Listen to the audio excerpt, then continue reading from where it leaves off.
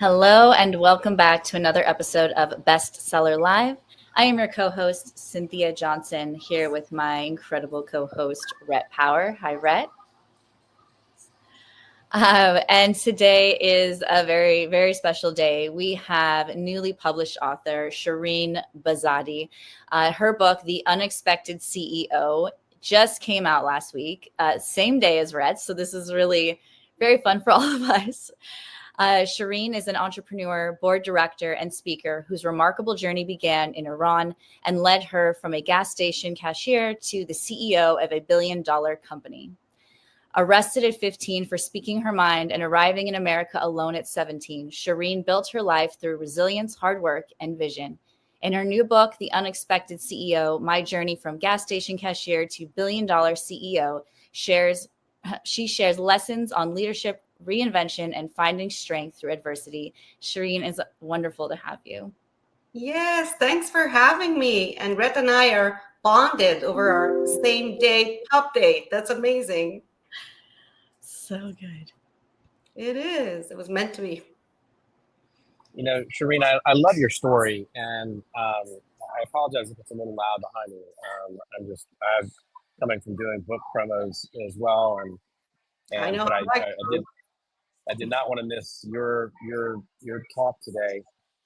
And I've spent about 8 or 9 years of my life in Central Asia, and so I really appreciate where you're from originally, and what part of that part of your life did you take with you that makes you who you are today? I mean, what lessons or maybe character traits or what are the things you brought with you from that life to where you are now?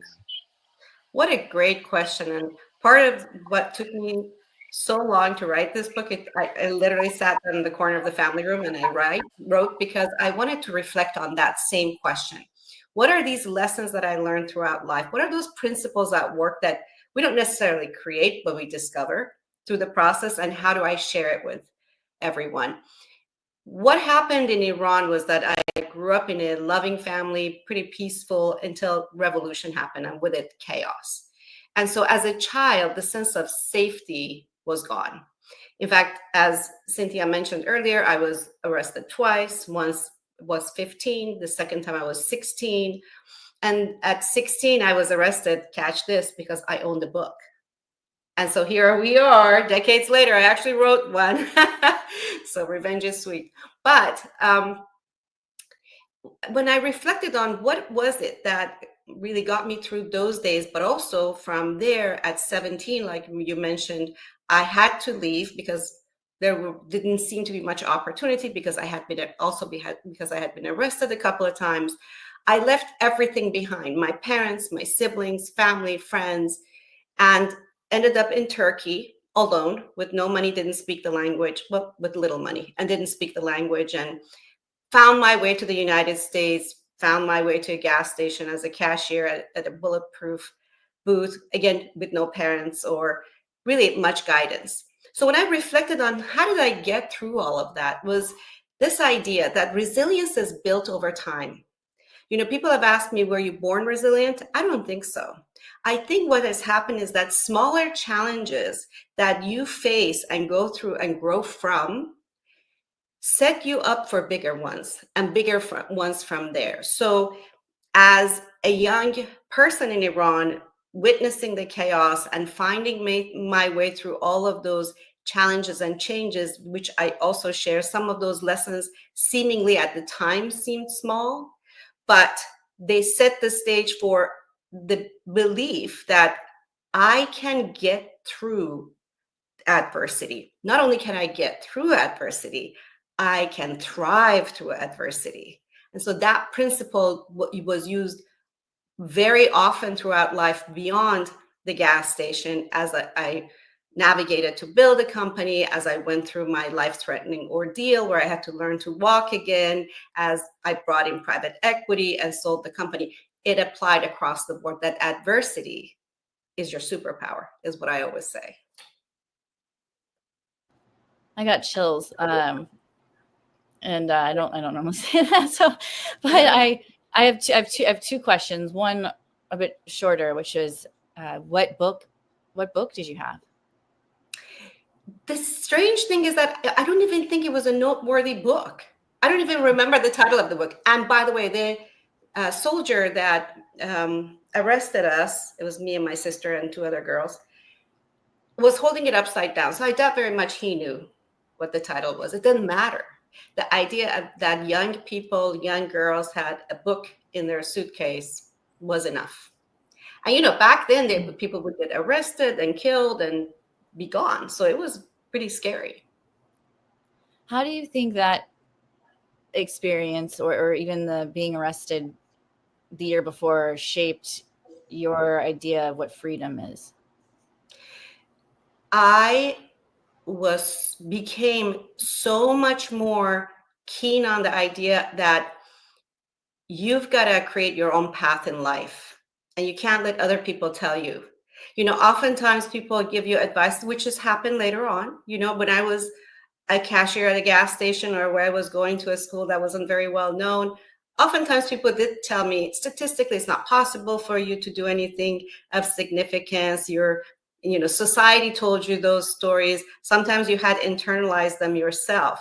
But at the end of the day, every time I decided I can hear people out, it's good to hear feedback, but I don't have to listen to them because they come from where they come from, where their challenges, limitations, experiences are, or even talents. This is what I learned in Iran, because had I listened to those limitations that they had set forth for all young people, especially young girls, then I would sit in the corner and be quiet. But I knew I had some talent and I knew I had something to offer. And because of that, I learned to absorb what people have to say, but create my own course. And my own course I had to create, right? A cashier at a gas station at Bulletproof with a name like Shirin Behzadi is not necessarily known for, oh, she's going to be a CEO. That's not the case. But one little cute memory. When I was a cashier, I eventually, after lots of bad days and disappointments, and really feeling sorry for myself, as well as it makes sense, right? I'm a young person with nobody, not a lot of people, and not a lot of money. So when I eventually landed in this idea of hope, of being able to build a new life, about possibility, I would declare to people I'm going to someday run a big company. And I ended up printing a business card.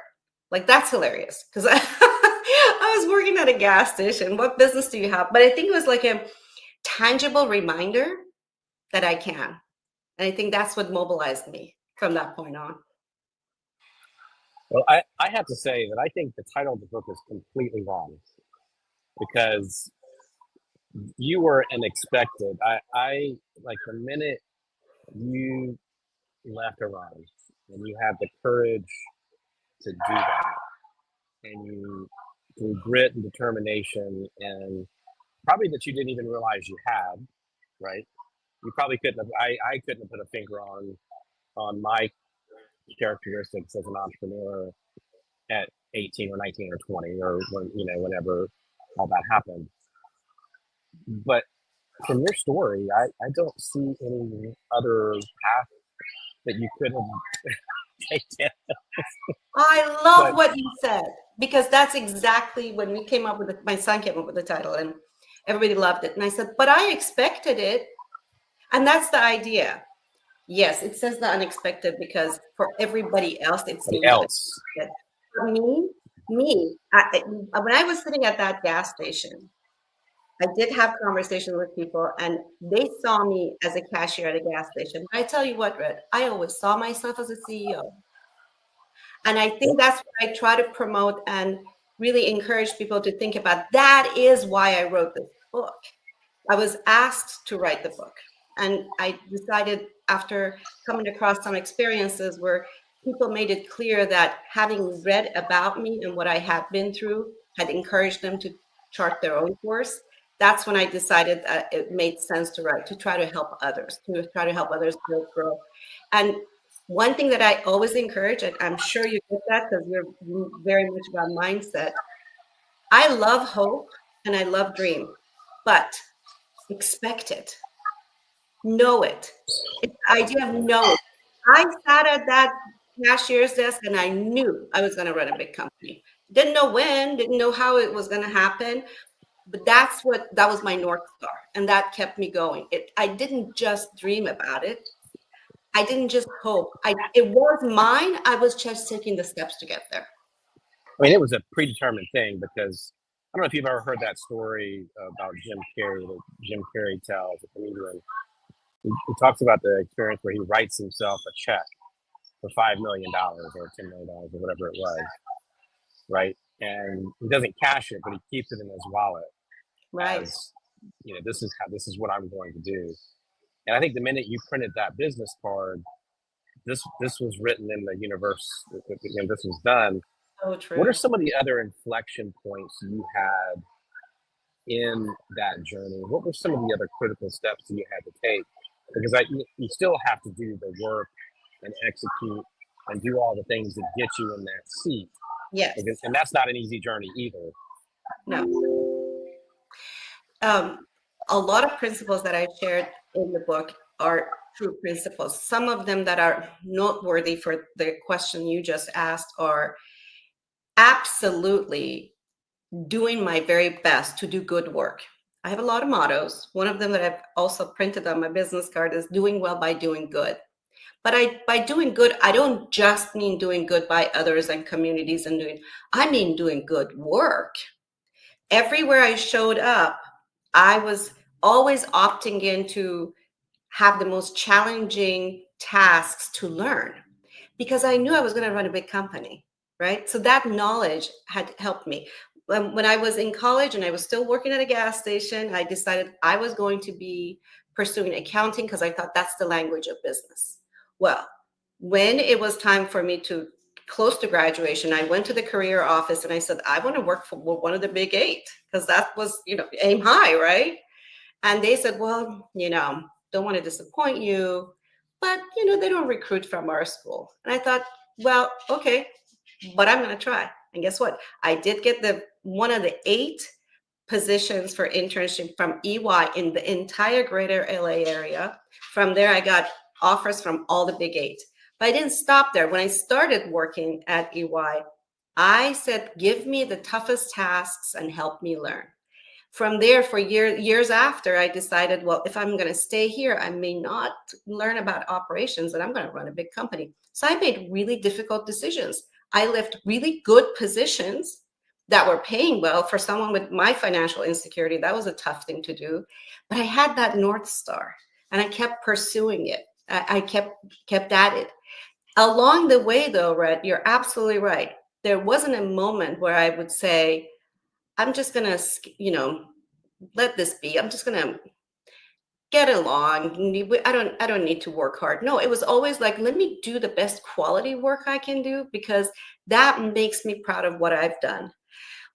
The other very important to me, and I've applied it, by the way, since I've stepped down as CEO, I've advised companies, I've been on boards, I've advised CEOs, I've advised private equity, I've done a lot of, and these things work. I'm just saying these principles do work.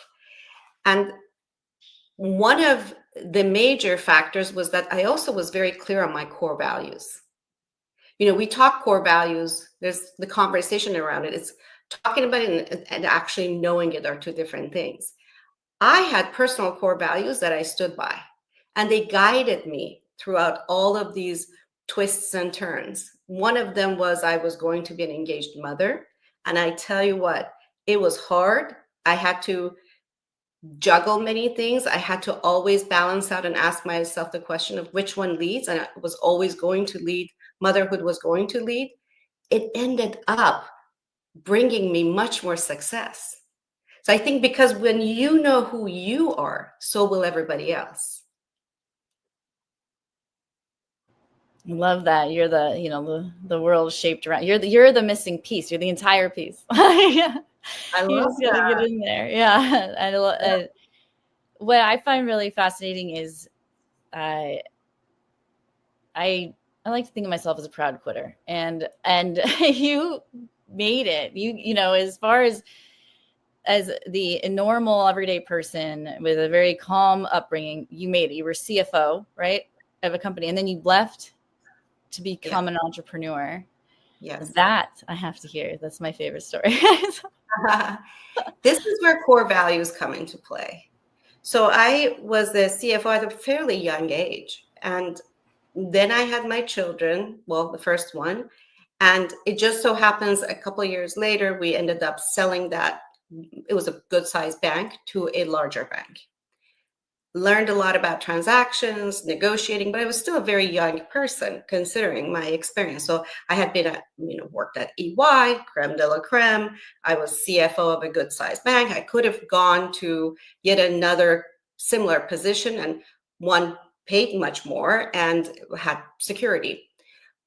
But I did step back and I looked at the career that would look like. And for me, it wasn't the right fit. It wasn't the right fit for two reasons. One, it wouldn't allow me to be an engaged mother because things have changed, luckily. But back then, this is like 30 years ago, it wasn't like this. So you would have to sacrifice one for the other. And it just didn't seem like what I wanted to do. Plus, I didn't see the trajectory to that running a big company going up the ladder the way it seemed like I was going to. So again, a very difficult decision. I decided to go out on my own. I did what is now considered fractional CFO, but back then we didn't have the name for it. I did do the work that was fractional CFO with the idea of I'm going to land somewhere that made sense to me. This is how, through that work and clients, I came across the company that was relatively small at the time, and that's where I stayed for 20 years. Yeah, and I mean, my next question is pretty aggressive because you had brain surgery. Yes. And that alone is so intense and scary. But you also say you had it at a very pivotal moment for your business. Is that right? Yes, it was the Great Recession in 2008, and we were in the home improvement industry. So imagine that was housing led. People were losing their homes. Who's going to spend money in home improvement? It was very, very challenging. We did have to first lick our wounds because it was scary, and then spring into action in an agile fashion of, I call it, change many ways of going into market, like understanding the new customer, what would they be looking for. There are always customers in every market, but fewer and farther in between, and their needs were different. Renegotiating all of our supply chain, all of that. Through it all, we survived. And I have to say that was one other adversity that proves my point of adversity is your superpower, because we got so good at what we did that after the recovery was happening, we had our best growth yet. But so we are still dealing with all of that. 2009 comes around and I got very sick, and come to find out that I had a brain tumor that was lodged between my optic nerves.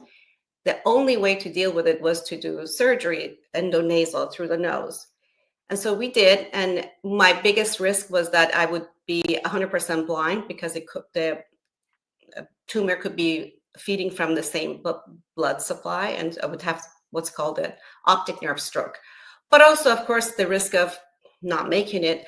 10 hours later, I came to, and it was successful in the sense that the tumor was out and I could see. But of course, recovery was exceptionally difficult. After some time passed, I was more getting sicker and sicker, not better. Come to find out, we go back up to the hospital, and as it turns out, the plug that they had used to cover the skull, because to drill a hole, was leaking, and I had lost all of my spinal fluid in my skull, which would be sudden death. So we had to go in for an emergency surgery, but we didn't know if I was going to make it. Weeks of recovery from that. Because of all that, what happened, I had to find my literal balance. I had to learn how to walk. I had to take one step at a time and go, lie back down. And I also couldn't speak very well, right? So between those two, there was an enormous amount of pausing. And up until that point, imagine I was surviving, right? And I was working hard.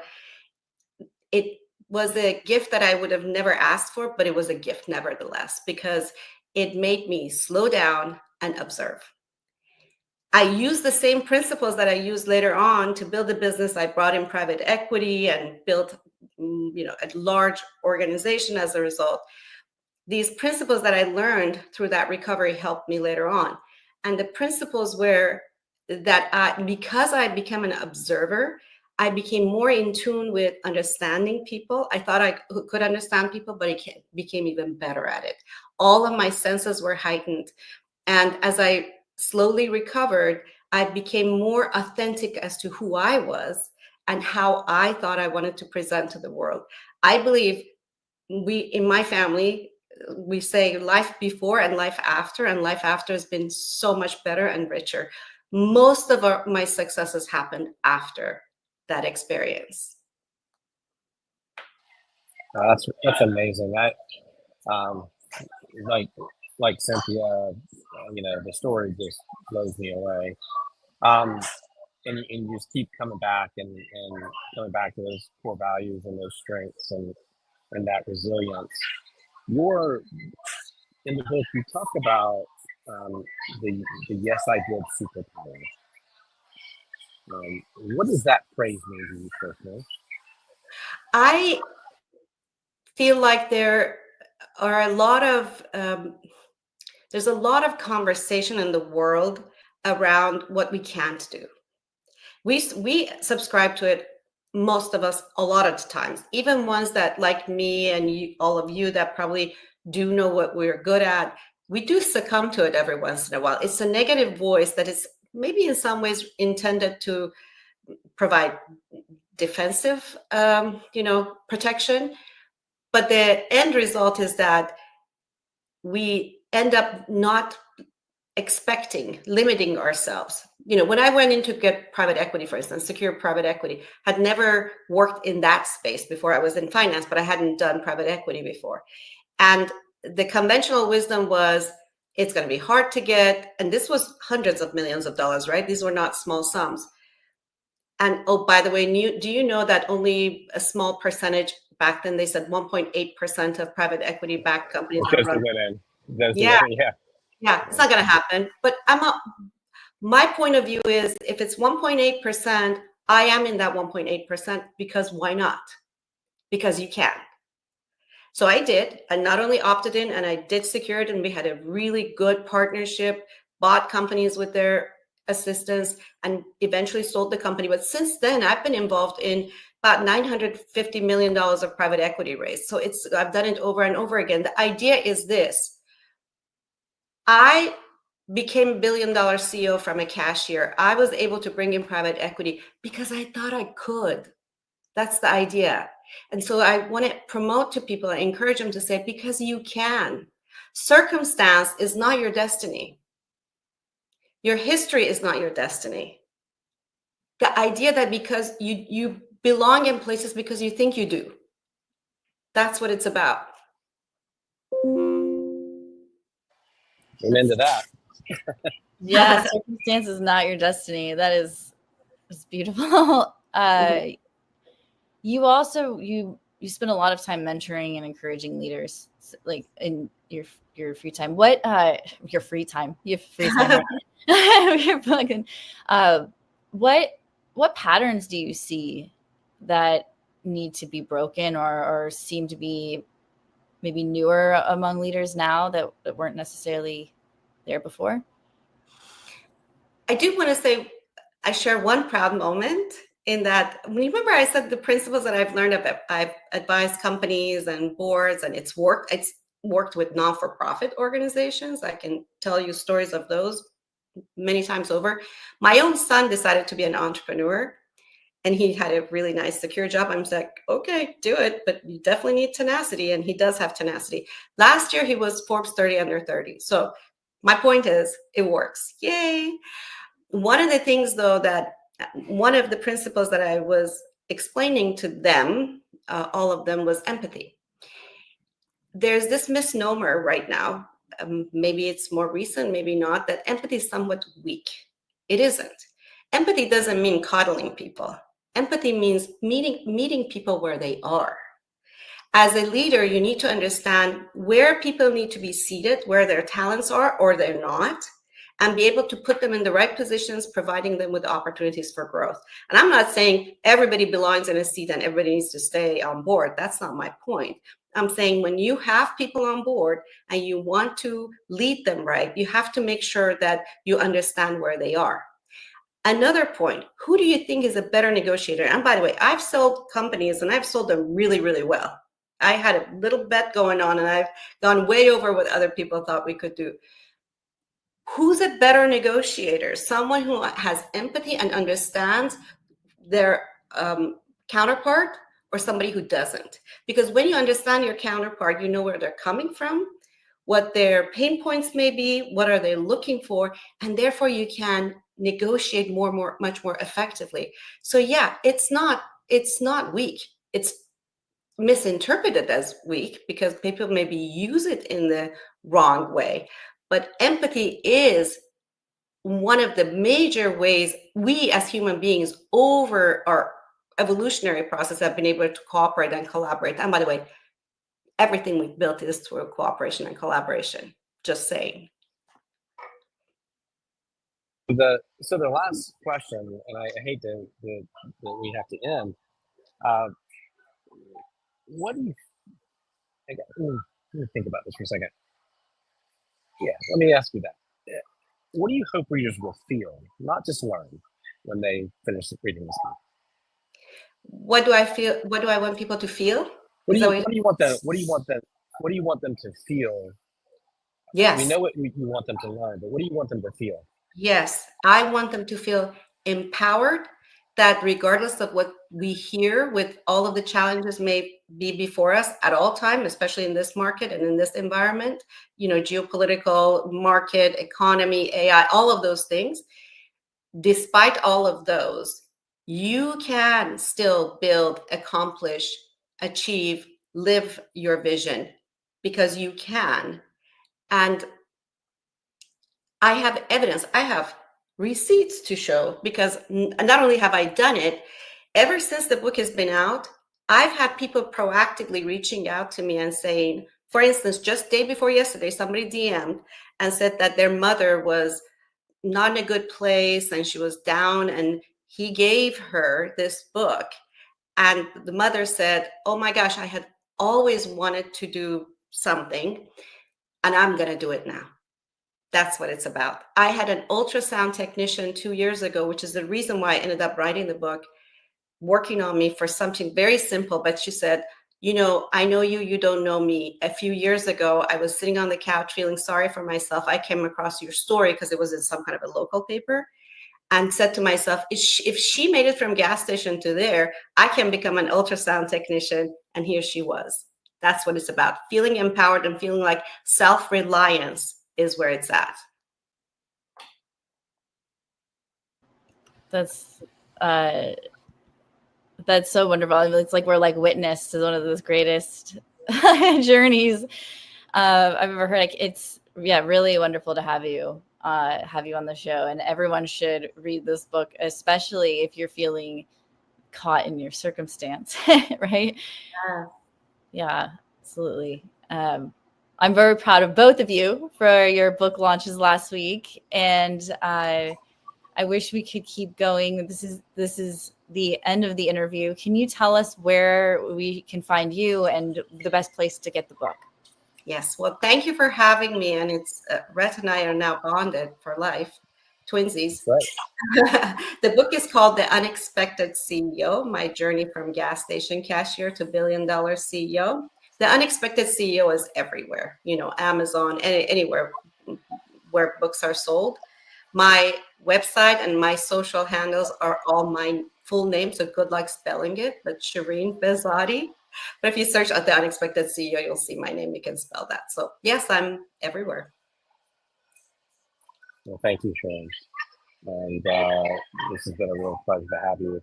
And you've got another episode. You've listened to another or watched another episode of Bestseller Live. Thank you so much, Cynthia, my incredible co-host, who's been an incredible partner in helping us launch Fundamentals. Thank you so much, Cynthia. Thank you, Sharon, for being here. And Now they're singing happy birthday to somebody in Starbucks. So that is my cue to wrap it up. And thank you for joining us here on Bestseller Live. Thank you. Thanks for having me.